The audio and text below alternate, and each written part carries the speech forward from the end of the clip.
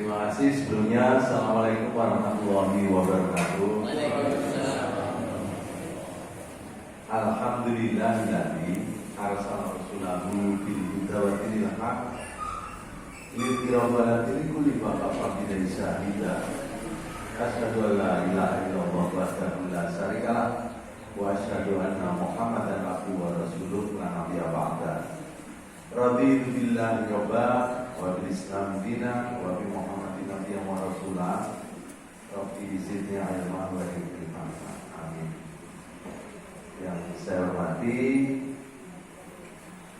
para pengurus IPHI, Ikatan Persaudaraan Haji Indonesia Kecamatan Wirobrajan. Oh, Kelurahan Wirobrajan. Kecamatan ini, nggih, sami to? Wirobrajan. Ini pun ngeresno Ikatan Persaudaraan Haji Indonesia ya. Senes insya Allah petugas haji Indonesia. Yang saya hormati bapak-bapak, ibu-ibu, para jemaah pengajian IPHI Kelurahan Wirobrajan. Alhamdulillah pada pagi hari ini kita diberi kesempatan untuk bersilaturahmi sekaligus berilmu. Semoga menjadi amal kebaikan kita semua. Amin ya rabbal alamin. Marilah kita panjatkan puji syukur kehadirat Allah Subhanahu wa taala yang pagi hari ini telah memberikan kita semua keberkahan, kesehatan, kemudian juga kelapangan rezeki. Rezeki itu pengertiannya bukan hanya dalam bentuk uang, tetapi juga kesehatan itu juga rezeki. Kesehatan, kemudian panjang umur itu juga rezeki bagi kita semua. Nah, bapak-bapak, ibu-ibu semua, karena kita itu masuk dalam wilayah alumni haji ya. Orang yang pernah naik haji berkumpul di tempat ini. Maka bapak ibu yang saya hormati, kita semua tentu telah melaksanakan ibadah yang paripurna. Namanya apa? Ibadah paripurna itu yaitu ibadah haji. Jadi kalau rukun Islam ya kita laksanakan, yang pertama syahadat juga, kemudian sholat pastinya juga sudah. Ini sehari-hari kita sholat 5 waktu itu yang wajib, yang sunnah bisa nambah. Mau sholat duha, mau sholat malam ya boleh. Tapi jangan tiba-tiba sholat istisqa. Istisqa itu sholat mohon hujan. Ini nggak usah, sholat istisqa ini sudah bonus. Kemudian setelah sholat kita puasa sudah. Kemudian membayar zakat. Ini yang paling akhir ini. Ini adalah melaksanakan ibadah haji. Nah, bapak ibu yang saya hormati, karena kita telah melaksanakan ibadah yang paripurna, namanya ibadah haji, maka tentu saja yang belum seneknya, harus tahu yang belum seneknya, ibadah haji ini kok. Ampun. Nah, bapak ibu yang saya hormati, Iya, betul nuwun. tujuan kita melaksanakan ibadah haji itu tentu saja tidak lain dan tidak bukan ya, adalah dalam rangka apa?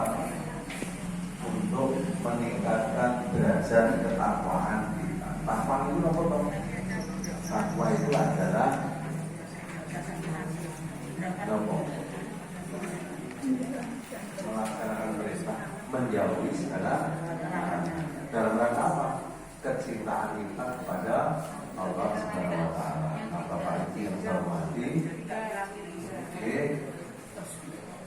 Kenapa kita harus bertakwa?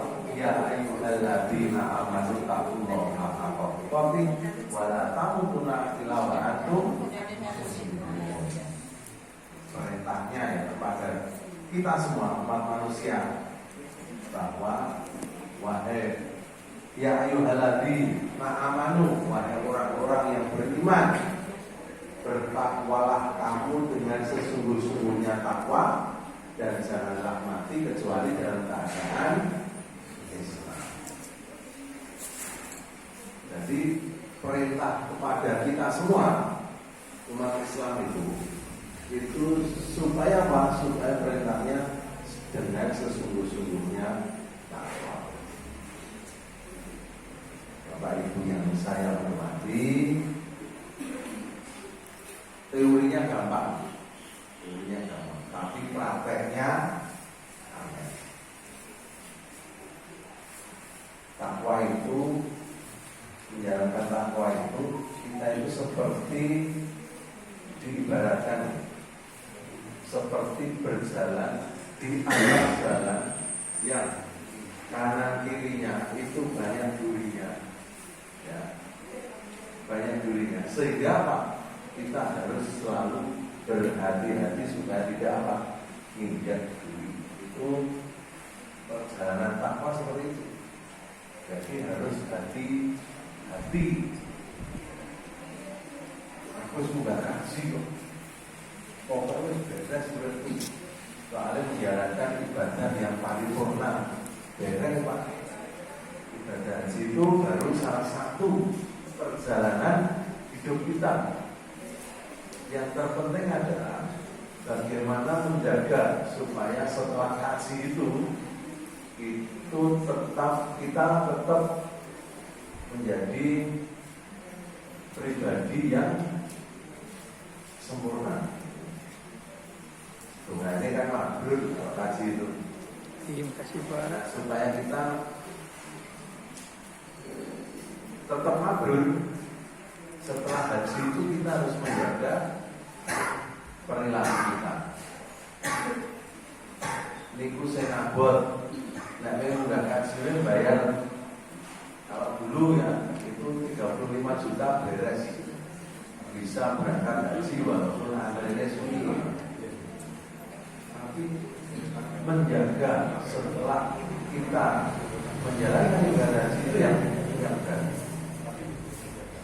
Garui itu yang berat, seperti berjalan di atas jalan yang banyak sekali durinya. Nah Bapak Ibu yang saya hormati, apa ciri-ciri orang yang bertakwa itu? Ciri orang bertakwa itu wonten ada tiga. Yang pertama, alladzina yunfikuna fisaroi wadoro. Cirinya yang pertama itu alladzina yunfikuna fisaroi wadoro, yaitu orang-orang yang suka menginfakkan hartanya, baik dalam keadaan lapang maupun dalam keadaan sempit. Ini ciri. Jadi kalau kita mau lihat ini mau bertakwa dengan orang itu, ya itu kan suka berinfak, ya, entengan, ngomong boten. Baru nggak kasih kok malah pergi teman. Nah ini berarti ada masalah.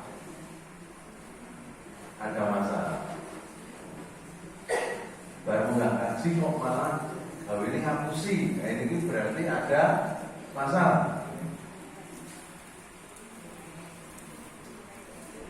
Baru nggak kasih kok malah detail itu berarti ada masalah. Kalau orang yang suka berinfak dengan hartanya, maka dia biasanya diistilahkan dengan loman, wong lomo. Apa dikit duwene tenaga, mboten napa-napa. Niku jenenge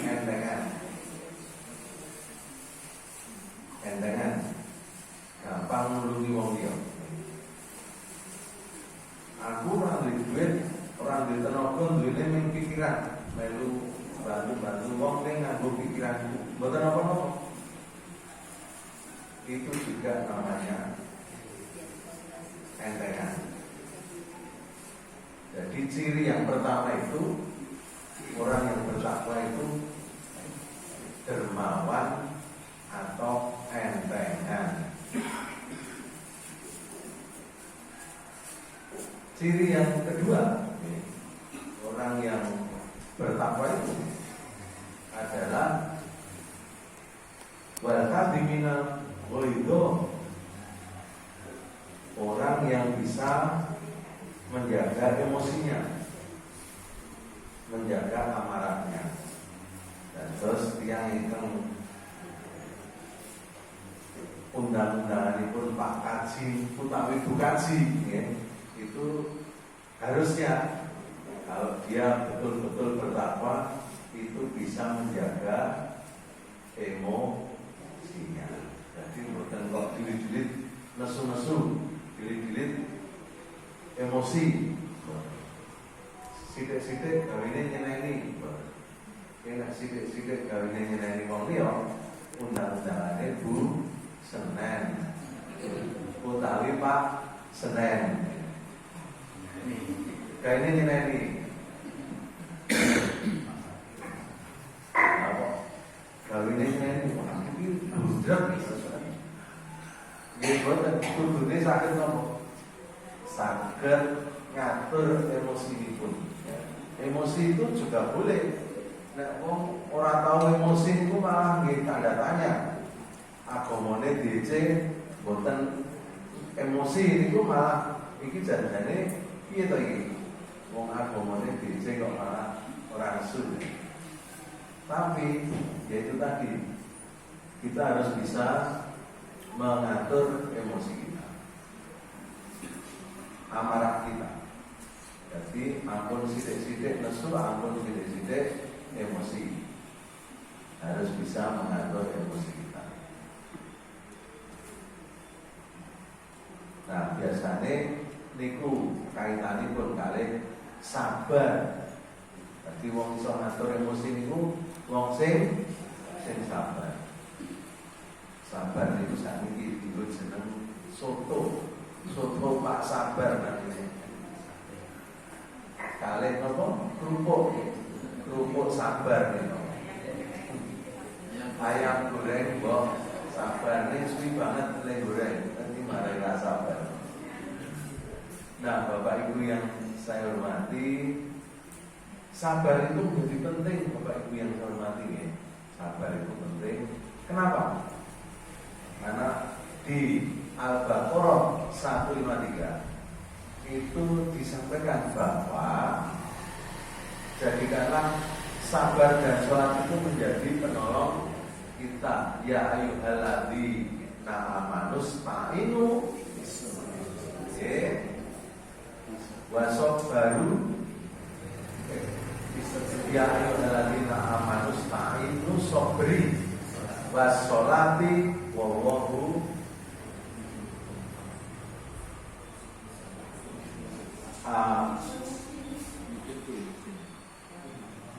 innallaha ma'as-sabirin. Innallaha ma'as-sabirin. Jadi wahai orang-orang yang beriman, jadikanlah sabar dan sholat itu menjadi penolongmu. Sesungguhnya Allah itu menyukai orang-orang yang bersabar. Nah, Bapak Ibu yang saya hormati, jadi selalu diingatkan bagaimana kita ya sebagai umat Muhammad ini harus selalu menjaga kesabaran kita dan menjadikan sholat kita itu menjadi penolong kita. Pas kasih ini pun mesti tahu apa peringatannya saking pembimbing haji ini kedah apa ya? Sabar. Iku nek emosi jutaan wong antre kan emosi kabeh, boten sabar. Wah, itu kasih to enggak kasih. Di sini memang do padu. temukan ini jutaan, tapi karena perintahnya itu supaya kita bersabar, uyel-uyelan itu kudu sabar, kudu jawati, kudu jawati. Saya itu pengalaman pas kasih saya itu tahun 2016, saya itu haji 2016. Nah, dilalah teman saya kaji itu 2 anggota DPD semua, yang satu dari Batam, Kepulauan Riau, yang satu lagi dari Lampung. Yang dari Batam itu pokoknya kudu ngabuk acara. Teman saya satu lagi yang Lampung itu beda lagi. Nah, ceritanya beda-beda ya. Yang dari Batam itu karena kemerungsung pengen ngambung acara swasta, udah bilang, Pak nggak usah, ini muter bukan banget ini kenter, tetap ngayang terus pokoknya aku demek Ka'bah. Karena iso ngambung acara swasta dia demek Ka'bah. Ya sudah, benar. Jadi begitu sudah itu kenter, mumpung rakawan itu. Jadi lemubeng itu lebih dari 7 kali. Ya. Wah, yes. Saya begitu saya lihat acara swab cuma dari saja, saya mikir, saya tunggu. Nah di situ itu ada teman yang dari Lampung itu, tiba-tiba nangis geru-geru. Saya nggak tahu itu nopo nangis geru-geru dan bilang ampun itu ampun. Kemudian saya tenangkan gitu ya, pokoknya menunggu. Nah kemudian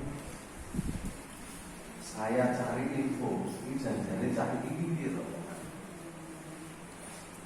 Jadi ceritanya kakaknya itu pernah ketangkep KPK ketika menjadi bupati. Saya ampun itu dia dulu kampanye nih, ketika di DPD itu pakai duit hasil tindak pidana korupsi dari kakaknya itu kisah nyata loh, saya mengalami sendiri. Yang satu itu ya kesimpulan saya ini sing Batam itu rasa badan, pokoknya kudu pengen mencium acara swasta, akhirnya kenter itu lemu penanda luwe itu. Yang satu teman saya ini yang dari Lampung itu karena itu pengalaman ketika haji dulu ya. Jadi Bapak Ibu yang saya hormati, maka perintah kita supaya menjadi orang yang bersabar itu menjadi penting. Selama kita hidup di dunia, kita harus tetap menjaga kesabaran. Yang ketiga, ciri orang yang bertakwa itu adalah mudah memaafkan orang lain. Wa afina aninas. Jadi orang-orang yang mudah memaafkan orang lain itu adalah ciri orang yang bertakwa. Istilahnya apa? Pemaaf, gampang memaafkan orang lain, tidak mendendam, boten dendaman. Nah, kalau sekolah ini kok istilahnya apa? Dicing itu dendam itu cing. Nah, kita tidak boleh dendam. Jadi mudah memaafkan orang lain. Nah, Bapak Ibu yang saya hormati, jadi kalau itu kita laksanakannya, insya Allah jalan hidup kita itu enak, Leurin enteng, orang bukan pikiran. Orang yang bertakwa itu insya Allah ya ada 4 keutamaan orang yang bertakwa. Yang pertama, orang yang bertakwa itu akan selalu dilimpahkan rahmat kepadanya. Rahmat itu pertolongan. Jadi kalau kita ada apa-apa, ada masalah hidup, ya, itu insya Allah akan diberi pertolongan oleh Allah Subhanahu Wa Taala. Bapak Ibu yang saya hormati, sekarang itu persoalan hidup itu rasanya tambah berat dibanding yang dulu. Kemarin di Jakarta dengan kabar ya, jadi kakak beradik saya papat itu meninggal dunia, dimasukkan oleh orang tuanya di kamar mandi sampai membusuk. Gara-garanya persoalan keluarga. Kemudian ada lagi di Jawa Timur, ada rumah dijual kepada adik iparnya. Di dalam rumah itu setelah direhab ternyata ada orang yang dikubur kemudian disemen. Itu persoalan apa? Persoalan keluarga. Di Jogja barusan itu ada mahasiswa yang gantung, bukan gantung memean, menggantung diri. Karena apa? Persoalan ekonomi. Nah, kenapa seperti itu? Ya, itu tadi karena satu, orang sabaran. Jadi kalau kita tidak sabaran, ya, itu ya seperti itu. Jadi mudah menyelesaikan persoalan dengan cara-cara yang instan. Sehingga apa? Sehingga seperti tadi, karena kita itu kurang bertakwa, maka Allah itu tidak akan memberikan pertolongan, dijauhkan dari rahmatnya. Bagaimana membuat sabaran? Kalau kita sabar, insya Allah seperti yang disampaikan oleh Allah sendiri, ya, bahwa orang yang bertakwa itu akan selalu dilimpahkan rahmat kepadanya. Yang kedua, orang yang bertakwa itu akan dipermudah setiap permasalahan dan kesulitannya. Jadi kalau kita itu pribadi yang bertakwa, insya Allah Allah akan mempermudah segala permasalahan dan kesulitan kita. Nah, orang persoalan, ya, kita kembalikan kepada yang membuat persoalan. Siapa itu? Yaitu Allah Subhanahu Wa Taala.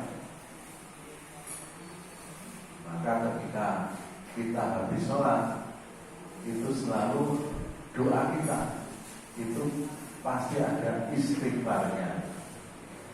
Ya, habis sholat itu mesti doanya astagfirullah, ya. Istighfar. Dalam rangka apa? Dalam rangka mohon maaf kepada Allah Subhanahu Wa Taala. Kemudian yang ketiga, Bapak Ibu yang saya hormati, keutamaan orang bertakwa itu selalu dilancarkan rezekinya. Rezeki itu tidak hanya berupa harta. Rezeki itu juga kesehatan, juga umur. Rezeki itu bukan neng bodoh, neng umur, kesehatan.